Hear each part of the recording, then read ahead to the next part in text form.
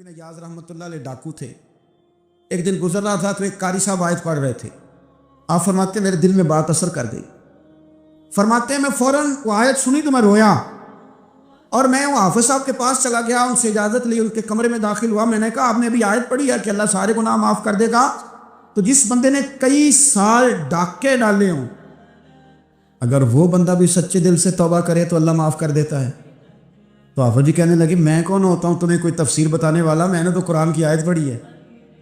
میرا رب کہتا ہے لا تقنطوا من رحمت اللہ, تم نے مایوس نہیں ہونا, تم آ جانا معافی مانگ لینا, اللہ سارے ہی گناہ معاف فرما دے گا. فضیل بن ایاز کہتے ہیں میں نے کہا ختم ہو گئی بات, توبہ گئی. واپس آیا تو وہ میرے ساتھ جو تھے نا ان سے میں نے کہا سردار نیا تلاش کر لو بھائی, توبہ کرنی اب تم کوئی اور سردار تلاش کر لو. اور اوپر سے نہیں کہا, توبہ کی تقریریں نہیں کی اور لیکچر نہیں جھاڑے, رو کے کہا, درد سے کہا, دل سے کہا. تو وہ جو باقی کے تھے نا ان پر سردار کی بات کا اثر ہوا. کہنے لگے سردار ہم نے سردار نیا نہیں ڈھونڈنا, اگر چوریاں مل کے کی ہیں تو اب تو اس طرح تو نہ کر, توبہ بھی مل کے ہی کریں گے. فضیل بن ایاز کہتے ہیں ظاہر ہے مال لوٹا کرتے تھے. میں نے مسئلہ پوچھا علماء سے تو انہوں نے بتایا کہ یہ تو حقوق العباد کا مسئلہ ہے, جو لوٹا وہ تو واپس کرنا ہی پڑے گا. اب میں نے وہ پیسے جمع کیے, اب سارے تو میرے پاس تھے نہیں, جتنے میں دے سکتا تھا دیے, جو کھا چکا تھا وہ رہ گئے. ایک یہودی کے پیسے رہ گئے, اس کے گھر چلا گیا. میں نے جا کے اسے کہا میاں میں نے کر لیا توبہ, اور میں وہ فضیل بن ایاز ڈاکو ہوں جس کے تیرے گھر سے اتنا مال لوٹا تھا. میرے پاس پیسے کوئی نہیں, اب تو اس طرح کر مجھے معاف کر دے. فضیل بن ایاز سے کہنے لگا میں تو پیسے لوں گا, ایسے تو نہیں معاف کرتا. آپ فرمانے لگے پیسے تو کوئی نہیں. وہ کہنے لگا پھر اس طرح کرو میری اونٹوں کو چارہ ڈالو, پیسے پورے ہوئے تو چلے گا نا. کل ڈاکو تھے ابھی وہ, لیکن توبہ سچی کیا نا, یہ سچی توبہ والے لوگوں کا طریقہ ہے. اس سے کہہ سکتے تھے کہ جا آج تھلب دینی لے لے, تجھے کہا معاف کر دے, تو تیار ہی نہیں ماننے کو. حضرت فضیل بن ایاز کہنے لگے اگر اونٹوں کو چارہ ڈالنے سے تم معافی دیتا ہے نا تو میں تیرے اونٹوں کو چارہ ڈالنے کو بھی تیار. کیونکہ راضی اللہ کو کرنا ہے, اپنے ضمیر سے بوجھ اتارنا ہے, بندوں کے سامنے سرخرو نہیں ہونا, اللہ کے حضور ہونا ہے. 2-4 دن چارہ ڈالا تو وہ یہودی ایک دن کہنے لگا کہ یہ نا ٹھیکریوں سے بڑی ہوئی تھیلی ہے, یہ تو ذرا اٹھا کے لا. حضرت فضیل بن ایاز نے اٹھا کے اسے دی, جب اس نے کھولی تو اشرفیوں کی بھری ہوئی تھی. آپ فرمانے لگے تو کرتا ٹھیکریاں اٹھا کے لا. کہنے لگا میں تورات بڑی پڑھتا ہوں, عالم ہوں, میں نے تورات میں پڑھا تھا کہ مسلمان جب سچی توبہ کر لیں گے نا تو رب ٹھیکریوں کو بھی سونا بنا دیا کریں گے, پھر یہ مٹی کے ڈھیلے اشرفیاں بنا کریں گے. تو میں نا تیری توبہ چیک کر رہا تھا, یہ اس میں نے روڑے بڑے ہوئے تھے, لیکن تو اٹھا کے لایا تو تیری توبہ بھی سچی ہے اور تمہارا دین بھی سچا ہے. اب اس طرح کر, معافی شرط پہ دوں گا کہ مجھے کلمہ پڑھا تاکہ میں بھی مسلمان ہوں. کچھ باتیں ایسی ہیں جن کو بیان کرتے ہوئے نا گہرائیاں ساری ختم ہو جاتی ہیں کہ اس سے زیادہ گہری بات کیا ہو سکتی. رانائیاں اور رنگ سارے مان پڑ جاتے ہیں کہ اب اس میں جلوے اور کتنے بھرے جا سکتے تھے. ساری انسان کی سوچیں اور وسعتیں اچانک سمٹنے لگتی ہے کہ یار اتنی بڑی بات. یہ ذرا انداز دیکھیے حضور کا بیان کرنے کا. نبی پاک علیہ السلام فرماتے ہیں جب قیامت والے دن اللہ ان لوگوں کو اجر عطا کرے گا نا جن پر دنیا میں مشکلات آتی رہی, تو فرمایا وہ لوگ سوچیں گے کہ یہ تو مشکلات تھوڑی تھی, کاش کبھی زیادہ آ جاتی نا, کاش ہمارے وجود کینچیوں سے کاٹ دیے جاتے. وہ لوگ سوچیں گے, اور وہ بھی سوچیں گے جن پر مشکلات نہیں آئی تھی کہ کاش کبھی ہم بھی اس چکی سے پس کے آتے نا. اس سے زیادہ بھی کوئی اجر ہو سکتا ہے کہ رب کہتا ہے ان اللہ مع الصابرین, جو مصیبت پہ صبر کر دے اللہ اس کے ساتھ ہے. معیت الہی اس شخص کو نصیب ہو رہی, رحمت خداوندی سے کبھی نظر نہ ہٹائیں. آتی رہتی ہیں مشکلات, آتے رہتے ہیں دکھ, ہو جاتی ہیں غلطیاں, کمزور ہے انسان, کر بیٹھتا ہے گناہ بھی, لیکن ایک گناہ میرا ماں پیو ویکھے, ایک گناہ میرا ماں پیو ویکھے تے دیوے دیس نکالا, لکھ گناہ میرا مولا ویکھے تے پردے پاون والا. ڈھال دیتا ہے رحمت کا پردہ, کرم ہو جاتا ہے. رحمت الہی سے کبھی توجہ نہ ہٹے. اپنے دل کو ٹھنڈا رکھنے کے لیے, طبیعت کو سکون میں رکھنے کے لیے رحمت حضور علیہ السلام فرماتے ہیں بندے سے غلطی ہو جاتی ہے، پھر وہ اللہ کی بارگاہ میں توبہ کرتا ہے تو رب فرشتوں سے فرماتا ہے میرے بندے کو پتہ ہے کہ میرے علاوہ معاف کرنے والا کوئی نہ۔ تو دیکھو نا وہ آ گیا ہے، تو فرشتے اپنے مالک کی بات کی طرف متوجہ ہوتے ہیں تو رب فرماتا ہے گواہ ہو جاؤ میں نے اسے معاف کر دیا ہے۔ حضور فرماتے ہیں اس بندے سے پھر غلطی ہو جاتی ہے، وہ پھر عرض کرتا ہے مالک بھول گیا تھا، غلطی ہو گئی، خطا ہو گئی، گناہ ہو گیا، تو اللہ فرماتا دیکھا نا میرے بندے کو پتہ ہے میرے سوا معاف کرنے والا کوئی نہیں، تو جاؤ گواہ ہو جاؤ میں نے معاف کر دیا۔ حضور فرماتے ہیں تیسری بار پھر غلطی ہو جاتی ہے، یہ پھر آ جاتا ہے، تسی تے میں دسو کہ جڑا 3 واری آوے وہ علاج کی ہے؟ اسی کہنے ہیں تو باز آنا، کہنے ہیں کہ نہیں تو نے ٹھیک ہونا، تو نہیں ٹھیک ہو سکتا، تو نے نہیں باز آنا، تیرا علاج اب جا، اب دوڑ جا، تیرا کوئی حل نہیں۔ حضور فرماتے ہیں 6 بار آ گیا، تیسری بار آ کے کہتا اللہ معاف کر دے، تو اللہ کہتا ہے پتہ نا میرے بندے کو میرے علاوہ معاف کرنے والا کوئی نہیں، گواہ ہو جاؤ میں نے اسے معاف کر دیا۔ گویا وہ جب جب آتا رہتا ہے رب تب تب اسے معاف فرماتا رہتا ہے۔ رحمت داد دریا الہی، یہ درویشوں نے جو باتیں کی ہیں بڑی سوچ سمجھ کے کی۔ رحمت داد دریا الہی ہر دم، رحمت دا دریا الہی ہر دم وگدا ہے۔ میں نے اگلا شعر نہیں پڑھنا، اتنا ہی میں ایک مصرے پہ بات کرنی ہے صرف۔ رحمت دا دریا الہی، اگلا مصرع نہیں کہنا، اس کا معنی کیا ہے سمجھو۔ درویش کہتے ہیں ایسا نہیں ہوتا کہ کبھی کبھی رحمت ملتی ہے، ہر دم وگدا ہے تیرا۔ رحمت دا دریا الہی ہر دم، ہر دم دم دم ہر دم وگدا تیرا، بس جے وچوں ایک قطرہ بخشے نہ مینوں بھی تے کام بن جاتا ہی۔ دم دم، ہر دم سے بندے کو اللہ کی رحمت ملتی ہے، ہر وقت کرم ہوتا ہے، ہر وقت۔ اس کے لیے تو نہ کسی جگہ کی پابندی ہے، نہ وقت کی پابندی ہے، نہ یہ ہے کہ وہ اس وقت میسر ہے اور معاذ اللہ اس وقت میسر نہیں، نہ اسے اونگ آتی ہے نہ نیند آتی ہے۔ صبح بھی کرم شام بھی کرم، وہ ہر وقت رحم ہی رحم فرماتا ہے۔ اور حضور فرماتے ہیں جب اس نے مخلوق بنائی تھی نا، اسی وقت اس نے اپنے عرش پہ لکھ دیا تھا لوگوں میرا غضب زیادہ نہیں میری رحمت ہی زیادہ ہے۔ جس نے بنانے سے پہلے کہا تھا بنانے سے کرو شکر کتنا اور فخر کتنا کروں، تیرے کرم نے مجھے فائز المرام کیا اور بنا کے سید عالم کا امتی مجھ کو گناہ سے پہلے ہی بخشش کا انتظام کیا۔ جب حضور کا امتی بنایا تھا نا تو گناہ تو بعد میں کرنے تھے نا، امتی بنا کے بخشش کا بندوبست پہلے کر دیا۔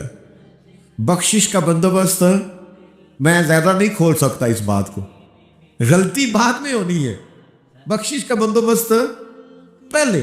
اور حضور فرماتے رب نے مخلوق بنائی تو یہ لکھ دیا کہ لوگوں یاد رکھنا غضب زیادہ نہیں ہے، رحمت ہی، تمہیں کرم ہی زیادہ ملے گا۔ اچھا حضور نا کئی طریقوں سے اس رحمت کو بیان کرتے، کئی زاویوں سے، کئی مختلف انداز سے اللہ کے کرم کو لوگوں کے سامنے اجاگر کرتے۔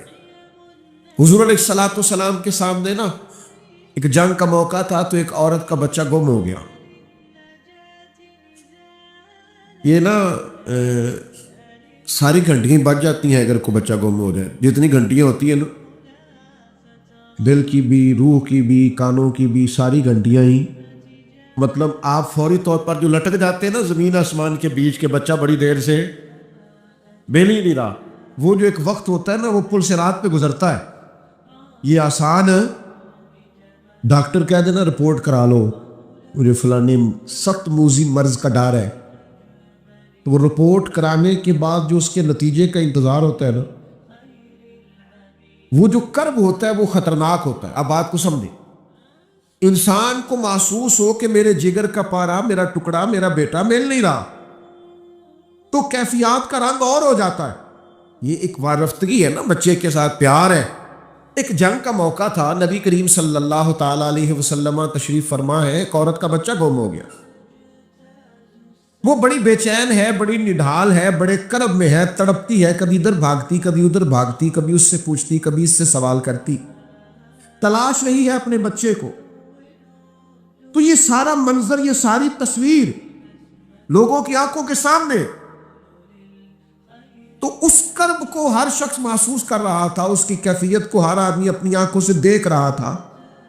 اللہ کے حبیب علیہ الصلوۃ والسلام نے عین اس وقت جب لوہا پورا گرم ہو گیا، ذہن پورے تیار ہو گئے، تو محبوب نے ایک مسئلہ سمجھایا. حضور فرمانے لگے بتاؤ نا، اگر اس خاتون کو اس کا بچہ مل جائے، جتنی تڑپ رہی ہے، تو کیا اس بچے کو آگ میں ڈال دے گی؟ وہ کیفیت سارے دیکھ رہے تھے، مشکات میں حدیث موجود ہے. عرض کی یا رسول اللہ، سوال ہی نہیں پیدا ہوتا. اس کا جو درد ہے، اس کی جو تڑپ ہے، اس کی جو کیفیت ہے، وہ تو کچھ اور پتہ دیتی ہے. تھوڑی دیر کے لیے بچھڑ گیا ہے تو اتنی تکلیف میں ہے، تو کجا یہ کہ وہ آگ میں جلا دے. جب ذہن یہاں تک تیار ہو گئے، لوگوں کا ذہن یہاں تک تیار ہو گیا، تو اب میرے کریم محبوب کی آنکھوں میں آنسو آئے. اب حضور نے رحمت الہی کا جھونکا لوگوں کو دیا. کریم فرمانے لگے جتنا یہ اپنے بچے سے پیار کرتی ہے نا، رب کریم اس سے بڑھ کر اپنے بندے سے محبت فرماتا. بس یہاں بات محبوب نے بند کر دی، یعنی فرمایا کھولتے رہنا. مانا کیا ہے کہ اگر یہ نہیں نا دوزخ میں پھینکنا چاہتی اپنے بچے کو، تو رب بھی اپنے بندوں کو سزا نہیں دینا چاہتا، وہ بھی انہیں دوزخ میں جلانا نہیں چاہتا، وہ بھی انہیں سزائیں دینا نہیں چاہتا.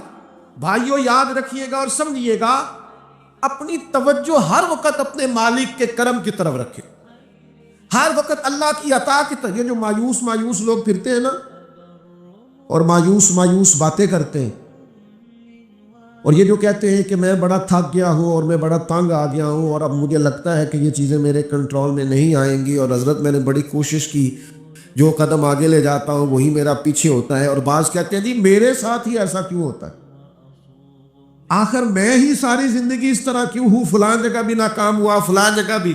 او میرے بھائی، جس طرح کا انسان گمان کرتا ہے، رب بھی اسی طرح کا معاملہ فرماتا ہے. تیری طبیعت ہی نہیں بن پا رہی کہ تو رحمت کی طرف متوجہ ہو، تیرا خیال ہی نہیں بن پا رہا کہ اس کے کرم اور عطا کی طرف تیرا دھیان جائے. تو نے اپنے اوپر مایوسیاں پوری طرح طاری کر لی ہے. بندہ مومن کبھی اپنے رب سے مایوس ہو سکتا؟ اس کی توجہ ہر وقت اس کے کرم کی طرف رہتی، اس کی توجہ ہر وقت اس کی عطا کی طرف رہتی. نبی کریم صلی اللہ تعالی علیہ وسلم کے کچھ صحابہ اللہ کی محبت کے شوق میں حضور کی بارگاہ میں حاضر ہوئے. انہوں نے آ کے عرض پتہ کیا کیا؟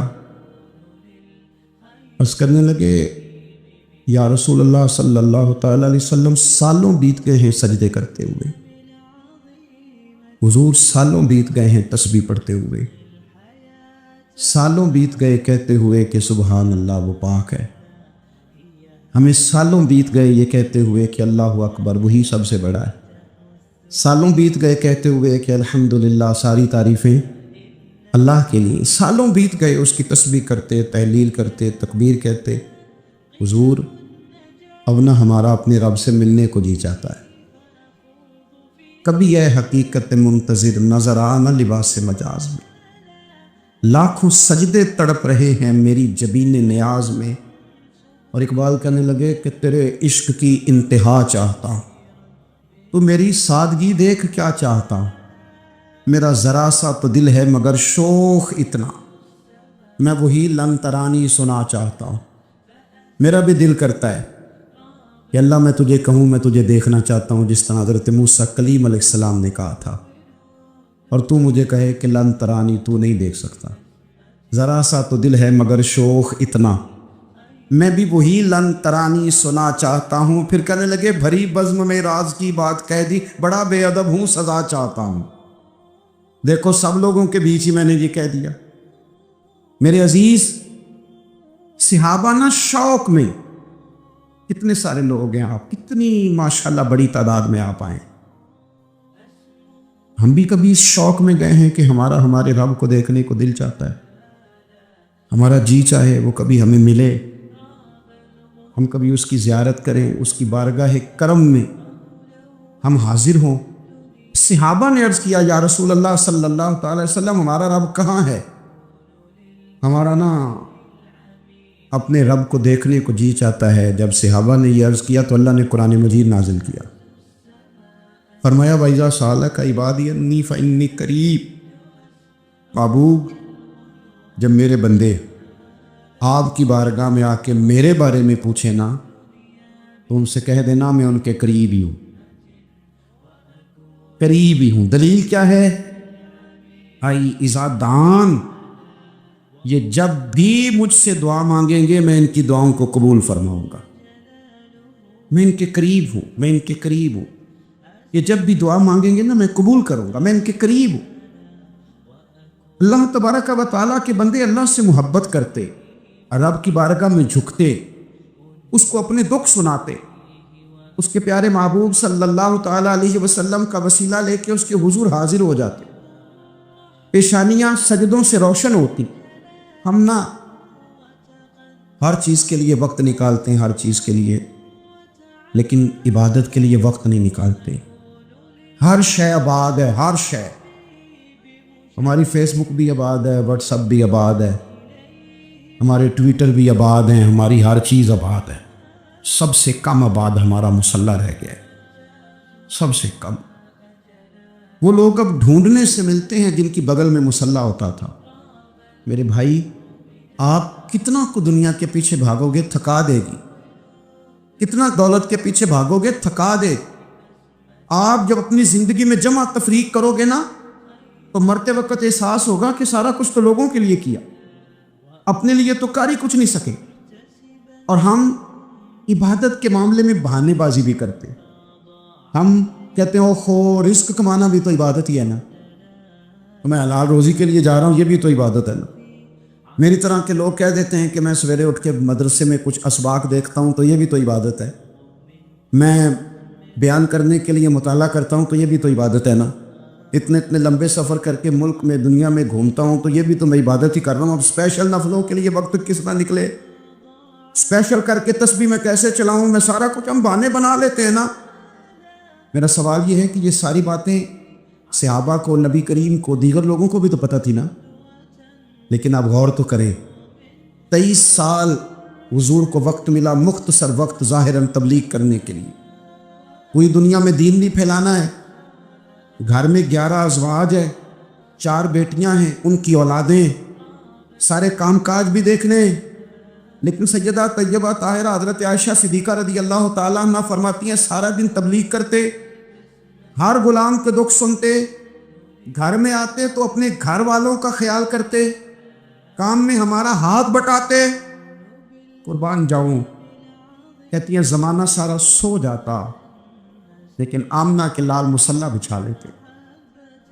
دنیا سو گئی، ساری سب سو گئے، جو خدام تھے، وہ جو غلام تھے وہ سو گئے۔ صحیح مسلم میں لفظ ملیں گے، سیدہ پاک فرماتی ہیں او میرے نبی کے غلاموں، میں نے یہ رنگ بھی دیکھا ہے کہ حضور نے اتنا کھڑے رہے، اتنا قیام کیا، اتنا قیام کیا کہ مقدس پیروں میں ورم آ گئے، سوج گئے پیر اتنے بڑے۔ دل پہ ہاتھ رکھ کے نہیں بتا سکتا کہ میرے کبھی نماز میں پیر سوج گئے، کوئی نہیں بتا سکتا۔ بچوں کی روٹی کماتے تھک گئے بات الگ ہے، ہم سیر کرنے گئے تو تھک گئے بات الگ ہے، لیکن عبادت میں یہ بھی تو مسلم شریف ہے نا، یہ بھی تو دین ہے نا، یہ بھی تو حضور کی سنت ہے، یہ بھی تو وہ چیز ہے جو کریم کی آنکھوں کی ٹھنڈک ہے۔ سیدہ فرماتی ہیں پیروں میں ورم آ گئے، اور ساری رات ہی حضور نے نماز پڑھی اور ایک ہی آیت بار بار دہرائی۔ مسجد نبوی میں بلال حبشی نے فجر کی اذان دے دی اور حضور ابھی مصلی پہ تھے، کریم فارغ ہوئے۔ میں نے عرض کی یا رسول اللہ صلی اللہ علیہ وسلم، آپ کے تو صدقے اللہ اگلے پچھلوں کے گناہ معاف کرے گا، تو آپ اتنی آہوزاری کیوں فرماتے ہیں؟ آپ تو شفیع ہیں، آپ تو انبیاء کے امام ہیں۔ تو حضور نے فرمایا عائشہ تم نے گنوایا ہے نا میرے اللہ کی مجھ پر کتنی رحمت ہے، افلا اکونا عبدن شکورا، فرمایا اگر اس نے اتنی نعمتیں دی ہیں تو کیا میں اس کا شکر گزار بندہ نہ بنوں؟ میں شکر گزار بندہ نہ بنوں اس کا؟ پھر اگر اتنی نعمتیں اس نے دی ہیں، مجھے اتنا نوازا ہے، تو پھر میں اس کے سامنے سجدے نہ کروں؟ او میرے بھائی، بڑے قابل فخر لوگ ہیں ہم کہ ہم نبی پاک کے غلام ہیں. ہم قابل فخر ہیں کہ نبی کریم کے غلام ہیں. کیا کبھی اس غلامی کے شکرانے میں بھی 2 نفل پڑھے کہ یا اللہ تیرا شکر ہے تو نے ہمیں حضور کا غلام بنایا ہے؟ یاد رکھیں کہ اپنی روحانی زندگی کو آباد کریں، استغفار پڑھیں، تسبیحات کریں. حضرت عبداللہ ابن عمر رضی اللہ تعالیٰ عنہ حضرت عمر کے صاحبزادے، مکہ مکرمہ میں ان کی قبر ہے. میں نے جب انہیں پڑھا تو مجھے ان سے بڑا پیار ہو گیا. لیکن آپ کو پتہ ہے وہاں جا کے کسی شخص کا مزار تلاش کرنا یا پوچھنا ایک مشکل کام ہوتا ہے. ایک دفعہ میں مکہ شریف میں حاضر تھا، ایک گاڑی والا ڈرائیور مجھے کہنے لگا کہ مولانا میں آپ کو جانتا ہوں، مجھے آپ سے محبت ہے، ایک بات بتاؤں آپ کو. میں نے کہا بتاؤ. کہنے لگے حضرت عبداللہ ابن عمر کی قبر دیکھنی ہے. میں نے کہا یہ تو نہیں کہہ رہا، یہ کسی نے بندوبست کرایا ہے، یہ اللہ نے تیرے دل میں بات ڈالی ہے، یہ ہو گیا تو لے چل مجھے. حضرت عبداللہ ابن عمر کو نبی پاک نے فرمایا تھا راجل صالح، یہ نیک بندہ ہے، یہ متقی آدمی. حضرت عبداللہ ابن عمر رضی اللہ تعالیٰ عنہ سیدنا فاروق اعظم رضی اللہ تعالیٰ عنہ کے صاحبزادے ہیں، اور ان کی ہمشیرہ سیدہ حفصہ رضی اللہ تعالیٰ عنہ حضور کی زوجہ محترمہ ہے. ایک دن اپنی ہمشیرہ سے کہنے لگے کہ نبی کریم صلی اللہ تعالیٰ علیہ وسلم گھر میں آئے نا، اور اگر حضور غم امت میں پریشان نہ ہو، طبیعت کو حشاش بشاش دیکھو، تو ذرا پوچھنا تو صحیح حضور کا میرے بارے میں کیا خیال ہے، پوچھنا تو صحیح کہ کریم کی بارگاہ میں میرا کیا مقام ہے، میرے بارے میں حضور کیا فرماتے ہیں. اب بہن کو کام بتائے اور بتائے بھی بھائی، اور پھر بہن وہ کام نہ کرے، یہ تاریخ میں ہوتا نہیں. حضرت عمر فاروق رضی اللہ تعالیٰ عنہ کی صاحبزادی ام المومنین رضی اللہ تعالیٰ عنہ فرماتی ہیں کہ میں تو بس منتظر تھی. انہوں نے تو کہا تھا نا کہ اگر تم حشاش بشاش دیکھو تو بات کرنا، لیکن حضور تشریف لائے، میری باری تھی، میرے گھر تشریف لائے، کھانا پیش کیا تو فوراً میں نے عرض کی حضور ایک بات پوچھنی تھی. حضور نے فرمایا پوچھئے. میں نے عرض کی حضور میرے بھائی عبداللہ ابن عمر کے بارے میں آپ کا کیا خیال ہے؟ نوجوانوں میری بات پہ غور کرنا، میرے بھائی کے بارے میں آپ کا کیا خیال ہے؟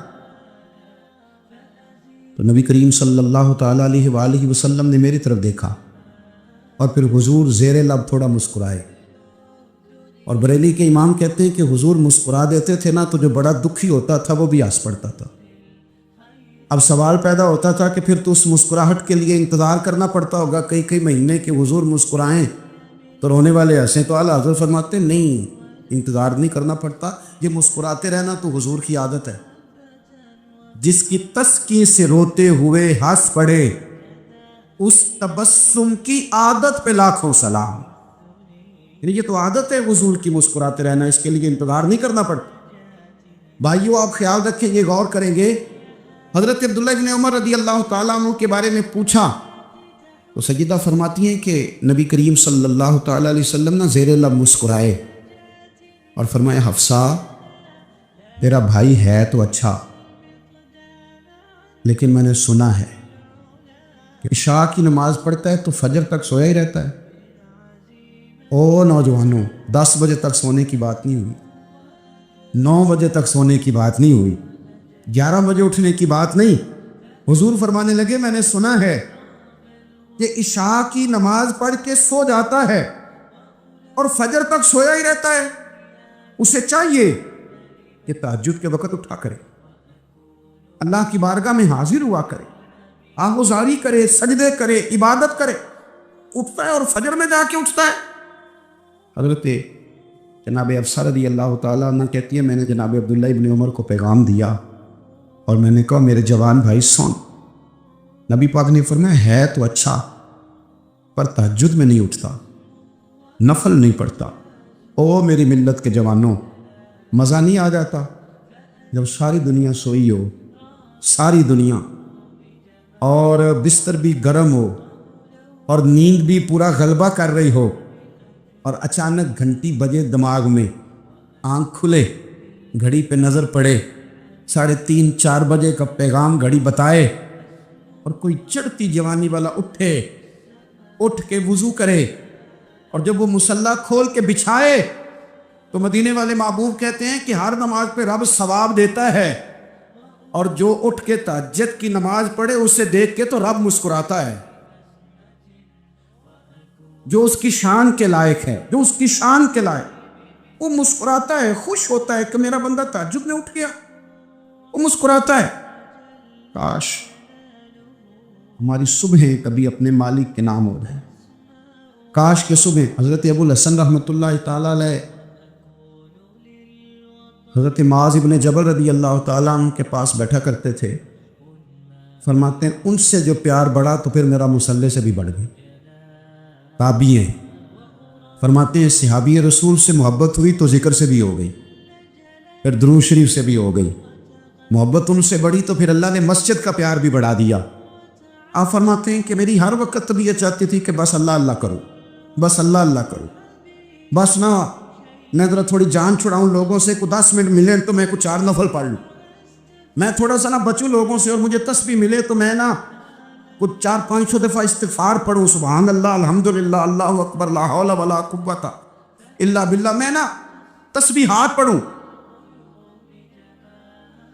فرماتے ہیں کہ بچے تھے گھر میں 6-7، غربت تھی، کام ملتا کوئی نہیں تھا، اور میں کام چور نہیں تھا، کام ڈھونڈتا تھا، پر اللہ کی قدرت کے کام نہیں ملتا تھا۔ فرماتے ہیں کہ میں نے ایک دن اپنی اہلیہ سے کہا کہ آج میں پھر جاتا ہوں کام ڈھونڈنے، تو میری بیوی بڑی فرما بردار تھی، پر اس دن نہ غربت کے ہاتھوں تنگ آ کے کہنے لگی، آج نانا کوئی تو چیز لے کے آیا، تو مجھ سے بچوں کی بھوک نہیں دیکھی جاتی، یہ سب روگاں دا روگ محمد جس دا نام غریبی، کنڈ بلا کے لنگ جاندے نی دوست یار قریبی، آج میں کچھ لے کے آیا تو میں بچے لے کے چلی جاؤں گی۔ شیخ فرماتے ہیں کہ میں بڑا پریشان گھر سے نکلا، پر میں نے صبح سے لے کے زور تک کام ڈھونڈا، کام ملا کوئی نہیں، تو میرے دل میں خیال آیا چلو کام نہیں ملتا تو اللہ اللہ تو کرے نا، چلو بندوں کی مزدوری نہیں ملتی تو رب کریم کی عبادت ہی کرتے ہیں۔ فرماتے ہیں کہ میں نے نا فرات کے پانی سے وضو کیا، نہر کے، شدید دھوپ تھی، ساتھ ریت تھی اور ریت تپ رہی تھی، میں نے اپنا رومال وہیں مصلی کے طور پر بچھا لیا، اور فرماتے ہیں کہ زور سے لے کر عصر تک نماز پڑھی، دھوپ بھی پورے زور پہ، پر میرے سجدے کا ذوق بھی پورے زور پہ۔ فرماتے ہیں سورج بھی چمک رہا ہے اور رب کی عبادت کا ذوق بھی پورے زور پہ، میں سجدہ کروں تو پھر میرا اٹھانے کو جی نہ چاہے۔ میرے استاد لکھا کرتے تھے، یہ ان کا شعر ہے، وہ کہا کرتے تھے مجھے سوز دے، مجھے ساز دے، اور مجھے نیم شب کا نیاز دے، دم سجدہ خود کو میں توڑ دوں، مجھے ایسا ذوق نماز دے، اور میں تیری بہار کا پھول ہوں، میں کھلا بھی ہوں تو تیرے لیے، مجھے میری شاخ سے توڑ لے، مجھے اپنی زلف کا ناز دے۔ بھائی فرماتے ہیں کہ عصر تک میں نے نفل پڑھے، دل ڈھلنے لگا، عصر کی نماز پڑھی اور میں وہاں سے چلا۔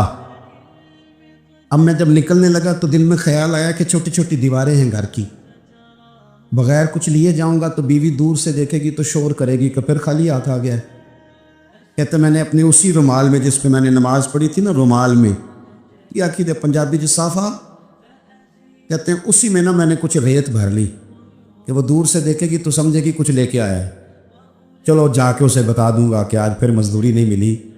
کہتے ہیں وہ ریت لے کر جب میں گھر میں گیا تو پہلے بیوی دروازے پہ کھڑی ہوتی تھی، پوچھتی تھی خالی ہاتھ آ گئے ہو؟ آج میں نے دیکھا تو ہے ہی کوئی نہیں۔ فرماتے ہیں میں اندر داخل ہوا، سلام لیے، کونے میں نے وہ رومال رکھ دیا اور میں نے آواز دی کہ بھلی مانس کہاں ہو؟ تو وہ کہنے لگی آپ منہ ہاتھ دھو لے، میں روٹی لے کے آئی۔ میں نے کہا روٹی کہاں سے آ گئی؟ یہاں تو کئی دنوں کے فاقے، تو کئی دنوں کی غربت ہے، یہاں تو اس گھر میں تو فقیری ہے۔ فرماتے ہیں کہ وہ روٹی لے کے آئی اور اس وقت کی جو موجودہ نعمتیں تھیں، سمجھ لیں سلاد، اچار، ہر چیز ساتھ لائی۔ میں نے کہا کہ بچے کہاں گئے؟ کہنے لگی وہ کھانا کھا کے کھیلنے گئے، آپ کھانا کھا لیں، آ جاتے. کھانا اس نے چن دیا. میں نے حیرت انگیز لہجے میں ساری نعمتیں اپنے دسترخوان پہ دیکھ کر کے بیوی سے پوچھا یہ کہاں سے آیا کھانا؟ بچوں کو تو نے کہاں سے کھانا کھلایا؟ یہ سارا کچھ کیسا ہے؟ کہنے لگی پتہ نہیں آج آپ کس کریم کی مزدوری کرنے چلے گئے تھے، پتہ نہیں کس کریم کی، میرے گھر میں تو اتنی نعمتیں آئی ہیں کہ مجھ سے سنبھالی نہیں جا رہی، اتنا اناج ہے، اتنا گندم ہے، کس کریم کے دروازے آج چلے گئے تھے؟ یہ کہتے کہتے وہ اٹھی اور اٹھ کر کے کہنے لگی پہلے بڑا کچھ آیا تھا، اب کیا لے آئے ہو؟ اور جا کر کے نا اس نے وہ ریت والا رومال کھولا. کہنے لگے میں تو لے کے آیا تھا ریت، تو میرے رب نے اسے بھی سونے اور ہیرے بنا دیا تھا. جب آپ کی توجہ اللہ کی جانب، میرے نبی پاک صلی اللہ تعالیٰ علیہ وسلم نے فرمایا ہر چیز اپنے رب سے مانگ، ہر چیز مانگ، ہر چیز مانگ. یا رسول اللہ کیا کچھ؟ میرے محبوب نے فرمایا تیرے گھر میں نمک بھی ختم ہو جائے تو وہ بھی اپنے رب سے مانگا کر. لقد من اللہ علی المؤمنین اذ بعث فیہم رسولا. رب کہتا ہے میں نے تم پر احسان کیا ہے کہ میں نے تمہیں اپنا رسول عطا فرمایا. حضور کا سارا وجود ہی ہمارے اوپر احسان. لیکن آپ دیکھ لیں اس احسان مندی کا جو خاص جذبہ ہونا چاہیے تھا اور ہمارے وجود میں اس کے جو اثرات ہونے چاہیے تھے اور ہماری طبیعت جس طرح جھکی ہوئی ہونی چاہیے تھی اس احسان پر، وہ ہمارا مزاج نہیں بنتا الا ماشاء اللہ. اللہ تعالیٰ کے احسانات ہیں، نبی پاک کے احسانات ہیں، پھر علماء، مشائخ، قرآن مجید کے تراجم، تفاسیر، احادیث کی شروحات لکھنے والے، ہمیں سمجھانے والے، جو ہمیں اللہ رسول سے جوڑتے ہیں، جو ہمیں وہ رستہ دکھاتے ہیں، ان لوگوں کے احسانات ہیں، ہمارے اساتذہ کے احسانات ہیں. اور دنیاوی احسانوں میں سب سے بڑھ کر جو ہمارے اوپر احسان ہے وہ ہمارے والدین کا ہے. اور قرآن مجید میں اللہ کریم نے فرمایا میرا بھی شکر ادا کرو اور اپنے ماں باپ کا بھی شکر ادا کرو، ان کا بھی شکریہ ادا کرو. مزاجوں میں تشکر کا جذبہ نہیں.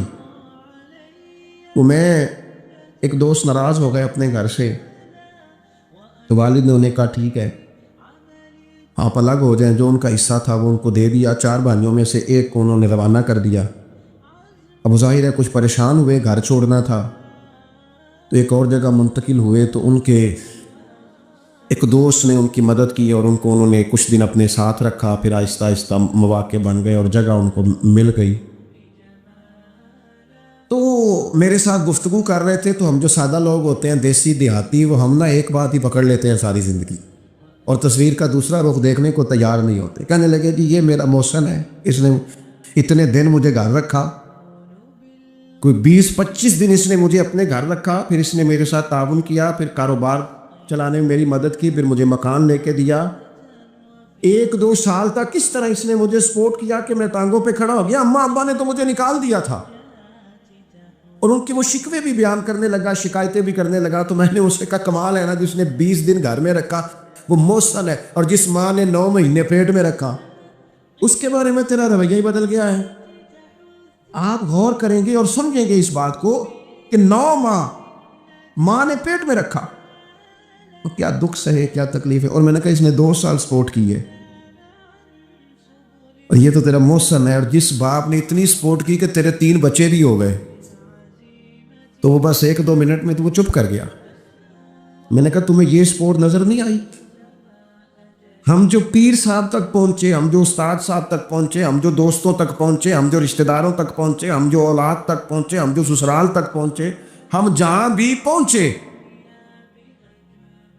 اس پہنچنے میں پہلا کردار ہمارے ماں باپ کا ہے. یہ پہلی درسگاہ ہے. میرے والد صاحب اپنا نام نہیں لکھنا جانتے تھے، میری اماں اپنا نام نہیں لکھ سکتی تھی، لیکن میں اپنے دوستوں سے کہتا ہوں کبھی مجھے موقع ملے تو 2 جلدوں میں کتاب لکھوں گا اپنے ماں باپ. میری والدہ کے بارے میں کوئی مجھ سے پوچھے کہ آپ کی اماں کیا ہے، تو میں کہوں گا میری اماں میرے لیے یونیورسٹی ہے، میری اماں میرے لیے اتھارٹی ہے. اس لیے کہ اس گود کے اندر بیٹھ کے جو سیکھا ہے وہ کہیں اور سیکھنے کو نہیں ملا. میرے والد صاحب میرے لیے اسکول آف تھاٹ ہیں، میری سوچوں پر پہلا اثر ان کا ہے. ہم نا مطلب وہ نئے نئے رنگ، نئے نئے انداز، نئی نئی چیزیں دیکھ کر پیچھے ہم ہر چیز بھولتے جاتے ہیں اور نوے نہ یار بنائیے. میں نہیں جے کو آکھنا اس لیے کہ میرا میاں صاحب سے یہ شکوہ ہے کہ تسی کمینہ ہی آکھ چھڑیا ہے. یہ تو ثقیل لفظ ہے. صوفیاء ثقیل جملے استعمال نہیں کرتے تو ثقیل ہے لفظ. یعنی آج کل بھی کسی کو کمینہ کہنا بڑا مشکل کام ہے نا.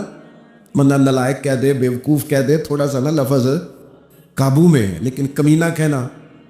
لیکن میاں صاحب کہتے ہیں نویں نویں نہ یار بنائیے ایویں وانگ.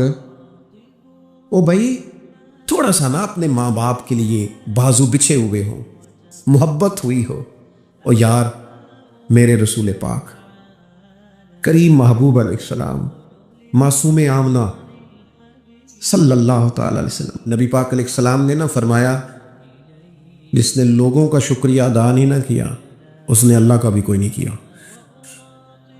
اگر تو کسی کا احسان مند ہی نہیں, اگر تو کسی کا مشکور ہی نہیں, تو اللہ کا کیا شکر ادا کرے. حضور نے فرمایا جب کوئی تمہارے ساتھ نیکی کرے تو بہترین بدلہ دینے کی کوشش کرو. وہ بابا بلے شاہ صاحب نے نا کتے کی وفاداری کا بیان فرمایا ہے, اور بڑی سمجھنے والی بات ہے. بابا صاحب کہتے ہیں کہ کتا جو ہے نا اس کے ہم مالک ہیں, تو ہمارا بھی تو کوئی مالک ہے نا. فرماتے ہیں ایک روٹی کتے کو ڈالتے ہیں, دوسری مانگے تو کئی دفعہ لوگ جوتا بھی مار دیتے ہیں, لیکن خود مالک جو ہے کتے کا وہ پنکھے کے نیچے اے سی کے نیچے سویا ہے, اور کتا جا کے صبح کسی درخت کے نیچے سوتا ہے, اور ساری رات مالک سویا ہوا ہے یہ پہرے داری کر رہا, اور کسی کو بھی اس کے گھر میں آنے نہیں دے رہا. کہتے ہیں تو کتے کا مالک ہے تو تیرا بھی تو کوئی مالک ہے نا.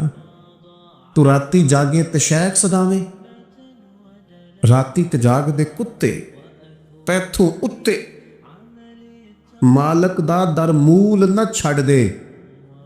اور 4 سال بیماری آ جائے تو لوگ معاذ اللہ کے شکوے کرتے ہیں, اور تو جوتے مارتا ہے تو تیرا جانور تیرے گھر سے جانے کو تیار. لوگ بوری میں ڈال کے بند کر کے چھوڑ آتے ہیں, اسے پتہ ہے مالک چھوڑ گیا ہے, لیکن گھر آنے سے پہلے بلی پھر آ جاتی.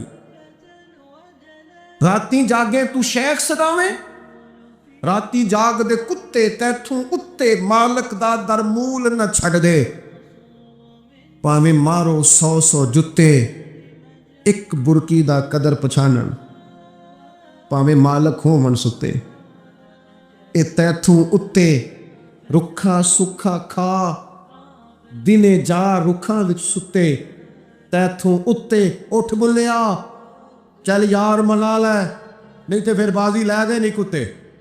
اٹھ بلیا چل یار منا لے, نہیں تے بازی لے گئے. جنہ تنا وچ عشق نہ رچیا کتے انہاں تھی چنگے. اور ویکھو نا مالک دے کر راکھی کر دے صابر بھوکے ننگے. اپنی زندگی میں کچھ مزاج شکر والا. نبی پاک علیہ السلام نے فرمایا جو تم سے نیکی کرے اسے اچھا بدلہ دینے کی کوشش کرو. اور حضور فرمانے لگے اگر بدلہ دینے کی طاقت نہ ہو تو پھر اس کے لیے دعا کرو, اور اتنی کرو اتنی کرو اتنی کرو محسن کے لیے دعا کہ تمہیں یوں لگے کہ تم نے حق ادا کر دیا ہے. پھر اس کے لیے دعا کرو, اپنے محسنوں کا شکریہ. اور یارو میرے نبی پر کوئی احسان نہیں کر سکتا, لیکن میرے رسول پاک صلی اللہ علیہ وسلم سے جس نے تھوڑی سی بھی محبت کی نا, مدینے والے لینے گئے میرے نبی پاک کو ہجرت سے پہلے, تو حضور کے چچا حضرت عباس رضی اللہ تعالیٰ عنہ حالانکہ ابھی کلمہ نہیں پڑھتے تھے, وہ کہنے لگے او مدینے سے لینے آنے والوں, نبی پاک یہاں بڑے معزز ہیں, ان کا بڑا اعزاز ہے, اگر تم محبوب کی حفاظت کر سکتے ہو تو پھر لے کے جانا. تو اہل مدینہ نے کہا کہ آپ ایک دفعہ بھیجیں تو صحیح, ہم تو اپنے اہل خانہ سے بڑھ کر حفاظت کریں گے. یہ باتیں ہو رہی ہیں. ایک انصاری تھے حضرت ابو الحیثم, اٹھ کے نا حضور کے قریب گئے, کہنے لگے یا رسول اللہ ایک بات کر لوں. حضور نے فرمایا کر لو. عرض کی حضور ہمارے جن جن سے بھی تعلقات ہیں ہم سب سے بگاڑ لیں گے. حضور ہم صرف اور صرف آپ کی غلامی کریں گے, لیکن ایک ہلکا سا ڈر ہے, اگر اجازت ہو تو عرض کر لوں. حضور نے فرمایا کرو. عرض کرنے لگے یا رسول اللہ کل کو اگر آپ کو غلبہ ملے اور اللہ کے فضل سے ملے گا تو پھر ایسا نہ ہو کہ آپ اپنی قوم کی طرف لوٹ آئیں, تو پھر ہم سے یہ فراق یہ بچھوڑا سا نہیں جائے گا. حضور پھر آپ واپس تو نہیں آئیں گے. تب حضور نے ان کی بات سنی تو حضور مسکرا پڑے, فرمایا مدینے والوں سنو, کبھی نہ بھولنا میں تم میں سے ہوں اور تم مجھ میں سے ہو. چھوڑ کے کیوں؟ ہمارے ایک بزرگ سے کسی نے کہا تھا وہ تم لوگ مدینے زیادہ رہتے ہو، حالانکہ نبی پاک نے تو مکے میں زیادہ وقت گزارا ہے. 63 سالہ عمر مبارک میں سے 53 سال مکے میں گزارے، مدینہ طیبہ میں تو صرف 10 سال گزارے اور تم ہر وقت مدینہ کرتے ہو. وہ کہنے لگے جا کے اپنا کیلکولیٹر ٹھیک کر، تیرا یہ فلسفہ بھی ٹھیک نہیں. نبی پاک نے مکے میں 53 سال گزارے ہیں اور مدینے میں قیامت تک کے لیے ڈیرا لگایا. جا کے کیلکولیشن ٹھیک کر. حضور نے فرمایا رہنا بھی یہاں ہے، دفن بھی یہاں ہونا ہے، قیامت میں اٹھوں گا تو میری قبر بھی مدینہ سے کھلے گی. مدینے والوں نے نا ایک دفعہ پھر ایک موقع آیا، مکہ فتح ہو گیا تو فتح مکہ کے بعد نا ایک جنگ تھی، اس جنگ میں نا کچھ مال غنیمت آیا. تو نبی پاک علیہ السلام نے وہ مال غنیمت، یہ ایک مؤلفۃ القلوب قرآن پاک کی اصطلاح ہے، تالیف قلب کے لیے مال دینا. تو مکے کے لوگ مسلمان زیادہ ہوئے کہ نئے ہوئے تھے، حضور نے مال زیادہ دیا، صحیح حدیث میں موجود ہے، زیادہ مال ذرا محبوب نے ان لوگوں کو دیا. تو ایک دو نوجوان انصار مدینہ میں سے کہنے لگے ابھی تو ہماری تلواروں سے اہل قریش کا خون ٹپک رہا ہے اور مال انہیں زیادہ مل گیا. حضور نے خیمے میں اہل مدینہ کو جمع فرمایا تم نے یہ بات کی ہے؟ سچ بولنے والے لوگ تھے. عرض کی حضور ایک دو جوانوں کے منہ سے نکلی ہے. نبی پاک علیہ السلام نے فرمایا تم یہ کہہ سکتے ہو کہ یا رسول اللہ ان لوگوں نے تو آپ کو تکلیف دی تھی، ہم نے غلامی کی تھی. تم اگر کہو تو تم سچے ہو اس بات میں کہ یا رسول اللہ انہوں نے تو آپ کو نکلنے پہ مجبور کیا، ہم تھے جنہوں نے بازو کھول کے کہو تم یہ بات. تڑپ گئے اہل مدینہ. عرض کی حضور نہیں، ہم تو اندھیروں میں تھے، آپ کی برکت سے اللہ نے ہدایت کا نور عطا کیا. یا رسول اللہ صلی اللہ تعالی علیہ وسلم آپ کے ذریعے اللہ نے ہمیں اپنی پہچان عطا کی، قرآن عطا فرمایا، یہ ساری نعمتیں آپ کے صدقے ملی. فتح حضور میں اہل مدینہ کی وفاؤں کا کس طرح ذکر فرمایا مدینے والوں اگر ہجرت کا موقع نہ ہوتا، رب نے ہجرت نہ رکھی ہوتی تو میں تو انصار مدینہ میں سے ہوتا. اور حضور فرمانے لگے اگر لوگ چلیں مختلف وادیوں میں تو مدینے والوں جس وادی میں تم چلو گے میں بھی اسی وادی میں چلوں گا. اور حضور نے فرمایا میرے مدینے والوں سے، انصار مدینہ سے صرف مومن ہی محبت کرے گا، اور ان سے جو بغض رکھے گا وہ منافق ہوگا، کیونکہ ان کی وفاؤں کا صلہ ہے کہ رسول پاک نے انہیں عزتیں عطا فرمائی. تھوڑا سا اپنی زندگی میں احسان مندی کا مزاج. ہمارے ہاں نا خود غرضی کو باقاعدہ رواج دیا گیا، اور بڑے بڑے غلط جملے جو اخلاقاً اپنی زبان سے ادا بھی نہیں کیے جا سکتے. میں تو جی کام نکالنے کے لیے کسی کو بھی باپ بنا لیتا، معاذ اللہ. مسلمان تو اس طرح کی بات نہیں کر سکتا. یہ خود غرضی، یہ لالچ، یہ وقتی طور پر کسی شخص کو استعمال کرنا، ٹیشو پیپر بنانا، یہ اہل ایمان کا تو طریقہ ہی نہیں. وہ تو یاد رکھتے ہیں ہر ایک کا احسان، وہ تو کسی نے محبت کی ہو تو اس کا خیال رکھتے ہیں. وہ تو ان چیزوں کو سمجھ. حضرت جعفر طیار نے کہاں شہادت دی تھی؟ جنگ موتا میں. اور حق تھا اہل ایمان کا کہ وہ شہادت پیش کرتے، لیکن دین کے لیے گئے نا، حضور علیہ السلام کے فرمان پر گئے تو محبوب نے ان چیزوں کو یاد رکھا. جب ان کی شہادت کی خبر آئی تو حضور خود حضرت جعفر طیار کے گھر گئے، ان کے بچوں کو سینے سے لگایا. 3 دن تک حضور کے گھر سے کھانا پک کے آتا رہا. اور حضرت جعفر طیار کے بیٹے کہتے ہیں میرے لیے نبی پاک نے دعا کی تھی، برکت کی. تو فرماتے ہیں زندگی میں کوئی ایسا سودا مجھے ملا ہی نہیں جس میں اللہ نے ڈھیروں نفع نہ عطا فرمایا ہو. لیکن ان کی اہلیہ حضرت جعفر طیار کی گھر والی رو پڑی. عرض کی یا رسول اللہ صلی اللہ تعالی علیہ وسلم اب میرے بچوں کا کیا بنے گا؟ والد کا سایہ اٹھ گیا، لیکن اسلام کسی کا حق نہیں رکھتا. کوئی مخلص ہو کر دین کے ساتھ چلے اور پھر اس شخص کا حق رکھا جائے، اس کی قدردانی نہ ہو، اس کو نوازا نہ جائے. من عامل صالحا من ذکر او انثى وهو مؤمن فلنحيينه حیاتا طیبہ. اللہ فرماتے ہیں جو بھی ایمان لانے کے بعد نیک اعمال کرے، چاہے مرد ہو چاہے عورت ہو مومن، فلنحيينه حیاتا طیبہ، ہم اسے پاکیزہ زندگی عطا فرمائیں، اسے اعزازات سے نوازا جائے گا، حیات طیبہ ملے. اور حضور فرمانے لگے اگر بدلہ دینے کی طاقت نہ ہو تو پھر اس کے لیے دعا کرو، اور اتنی کرو اتنی کرو اتنی کرو محسن کے لیے دعا کہ تمہیں یوں لگے کہ تم نے حق ادا کر دیا ہے، پھر اس کے لیے دعا کرو، اپنے محسنوں کا شکریہ۔ اور یارو میرے نبی پر کوئی احسان نہیں کر سکتا، لیکن میرے رسول پاک صلی اللہ علیہ وسلم سے جس نے تھوڑی سی بھی محبت کی نا، مدینے والے لینے گئے میرے نبی پاک کو ہجرت سے پہلے، تو حضور کے چچا حضرت عباس رضی اللہ تعالیٰ عنہ حالانکہ ابھی کلمہ نہیں پڑھتے تھے، وہ کہنے لگے او مدینے سے لینے آنے والوں، نبی پاک یہاں بڑے معزز ہیں، ان کا بڑا اعزاز ہے، اگر تم محبوب کی حفاظت کر سکتے ہو تو پھر لے کے جانا۔ تو اہل مدینہ نے کہا کہ آپ ایک دفعہ بھیجیں تو صحیح، ہم تو اپنے اہل خانہ سے بڑھ کر حفاظت کریں گے۔ یہ باتیں ہو رہی ہیں، ایک انصاری تھے حضرت ابو الحیثم، اٹھ کے نا حضور کے قریب گئے، کہنے لگے یا رسول اللہ ایک بات کر لوں؟ حضور نے فرمایا کر لو۔ عرض کی حضور ہمارے جن جن سے بھی تعلقات ہیں ہم سب سے بگاڑ لیں گے، حضور ہم صرف اور صرف آپ کی غلامی کریں گے، لیکن ایک ہلکا سا ڈر ہے، اگر اجازت ہو تو عرض کر لوں؟ حضور نے فرمایا کرو۔ عرض کرنے لگے یا رسول اللہ کل کو اگر آپ کو غلبہ ملے اور اللہ کے فضل سے ملے گا تو پھر ایسا نہ ہو کہ آپ اپنی قوم کی طرف لوٹ آئیں، تو پھر ہم سے یہ فراق یہ بچھوڑا سا نہیں جائے گا، حضور پھر آپ واپس تو نہیں آئیں گے۔ تب حضور نے ان کی بات سنی تو حضور مسکرا پڑے، فرمایا مدینے والوں سنو، کبھی نہ بھولنا میں تم میں سے ہوں اور تم مجھ میں سے ہو، چھوڑ کے کیوں؟ ہمارے ایک بزرگ سے کسی نے کہا تھا او تم لوگ مدینے زیادہ رہتے ہو، حالانکہ نبی پاک نے تو مکے میں زیادہ وقت گزارا ہے، 63 سالہ عمر مبارک میں سے 53 سال مکے میں گزارے، مدینہ طیبہ میں تو صرف 10 سال گزارے اور تم ہر وقت مدینہ کرتے ہو۔ وہ کہنے لگے جا کے اپنا کیلکولیٹر ٹھیک کر، تیرا یہ فلسفہ بھی ٹھیک نہیں، نبی پاک نے مکے میں 53 سال گزارے ہیں اور مدینے میں قیامت تک کے لیے ڈیرا لگایا، جا کے کیلکولیشن ٹھیک کر۔ حضور نے فرمایا رہنا بھی یہاں ہے، دفن بھی یہاں ہونا ہے، قیامت میں اٹھوں گا تو میری قبر بھی مدینہ سے کھلے گی۔